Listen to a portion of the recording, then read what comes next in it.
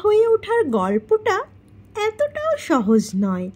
আচ্ছা, একটা মেয়েকে মা হওয়ার জন্য ঠিক কী কী বিসর্জন দিতে হয় জানেন তো?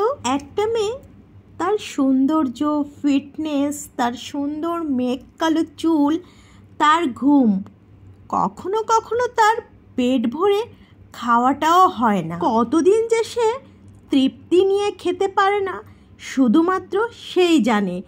কিন্তু এত কিছুর পরও সে খুশি থাকে।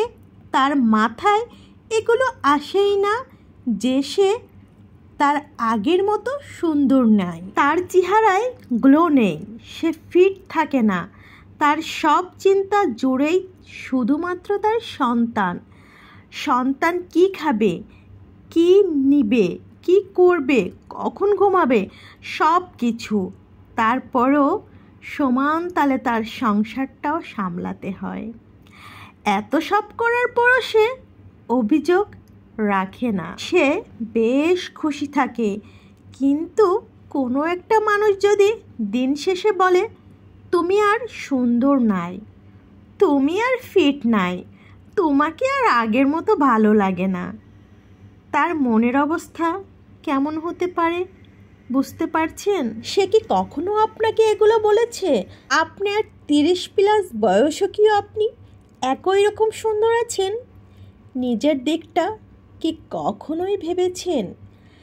একটা মেয়ে সংসারের 1 টাকা বাঁচানোর জন্য যে মেয়ে একসময় 1000 টাকার ক্রিম ব্যবহার করত, সেটা 50 থেকে 60 টাকায় নামিয়ে আনে।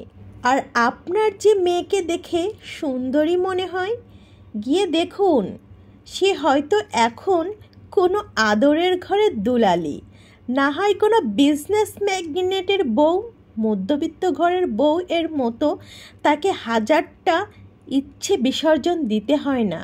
আপনার বাবা হওয়ার স্বাদ বা বাবা ডাক শোনাতে যে মানুষটা এত কষ্ট করে, দিন শেষে তাকে আপনি সাহস দিন, ভালোবাসা আদরে আগলে রাখুন।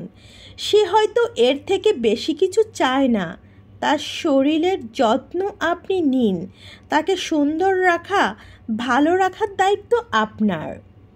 রাতে এসে খোঁজ নিয়ে দেখুন তার শরীর ঠিক আছে কি না। সংসারটা দুজনের, তাই এটাকে সুন্দর করার দায়িত্ব কিন্তু দুজনের। ভালোবাসার মানুষটির খুঁত না ধরে তাকে বোঝান যে আপনার দেখা পৃথিবীর সব থেকে সুন্দর নারী আপনার সন্তানের মা। একজন স্ত্রীর মানসিকভাবে সুস্থ থাকার জন্য স্বামীর মুখের মিষ্টি কথাই যথেষ্ট।